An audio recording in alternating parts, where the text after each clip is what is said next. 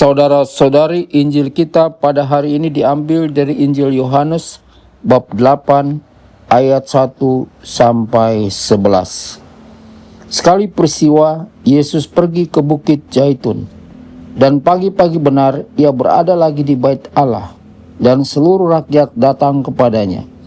Yesus duduk dan mengajar mereka. Maka ahli-ahli Taurat dan orang-orang Farisi membawa kepada Yesus seorang perempuan yang kedapatan berbuat zina. Mereka menempatkan perempuan itu di tengah-tengah lalu berkata kepada Yesus, "Rabi, perempuan ini tertangkap basah ketika ia sedang berbuat zina. Musa dalam hukum Taurat memerintahkan kita untuk melempari dengan batu perempuan-perempuan yang demikian. Apakah pendapatmu tentang hal ini?" Mereka mengatakan hal itu untuk mencoba Yesus supaya mereka memperoleh sesuatu untuk menyalahkannya. Tetapi Yesus membungkuk lalu menulis di tanah dengan jarinya. Dan ketika mereka terus-menerus bertanya kepadanya, ia pun bangkit berdiri lalu berkata kepada mereka, "Barang siapa di antara kamu tidak berdosa, hendaklah ia yang pertama melemparkan batu kepada perempuan itu." Lalu Yesus membungkuk pula dan menulis di tanah.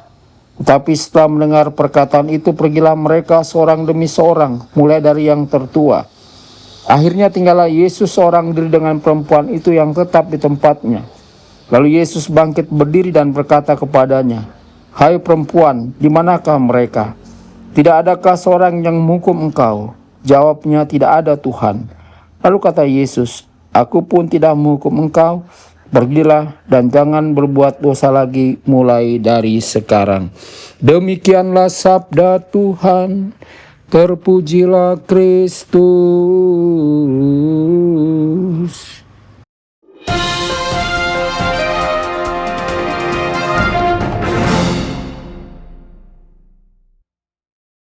Dalam nama Bapa dan Putra dan Roh Kudus, amin. Saudara dan saudari terkasih dimanapun Anda berada, jumpa lagi dengan saya Romo Tedens dalam saluran Warta Kabar Sukacita.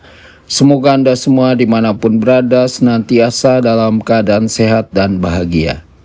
Injil hari ini sangatlah menyentuh. Kita melihat seorang perempuan yang tertangkap basah berbuat dosa. Ia diseret ke hadapan Yesus. Ia dipermalukan di depan umum. Semua mata tertuju kepadanya. Saudara-saudari, tetapi sebelum peristiwa itu terjadi, Injil mencatat satu hal penting.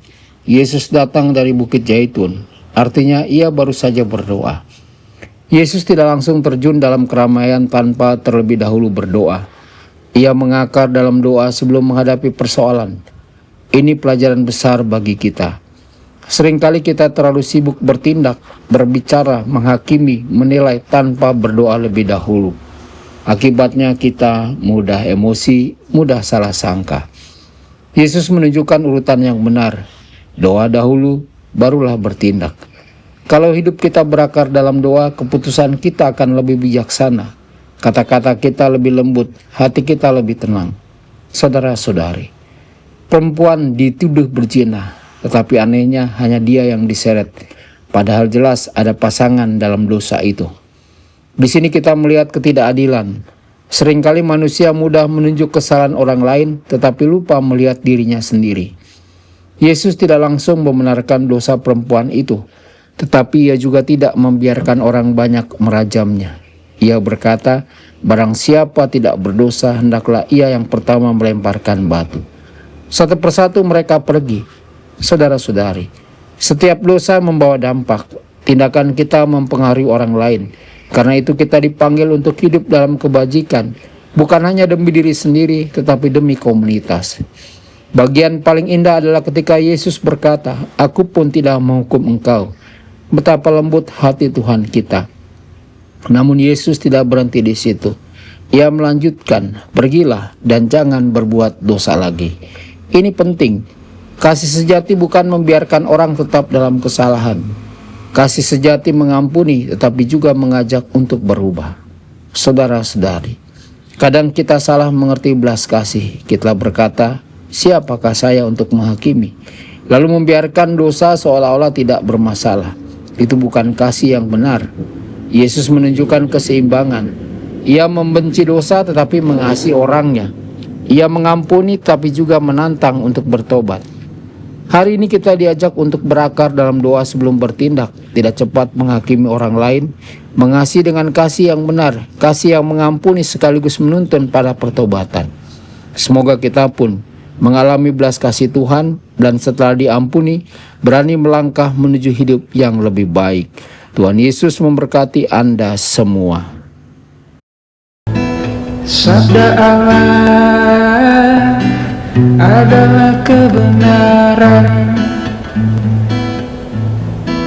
Sabda Allah adalah kehidupan. Mari kita mencintainya, mari kita menghayatinya. Ya Tuhan yang ku muliakan, sabdamu angkat rasa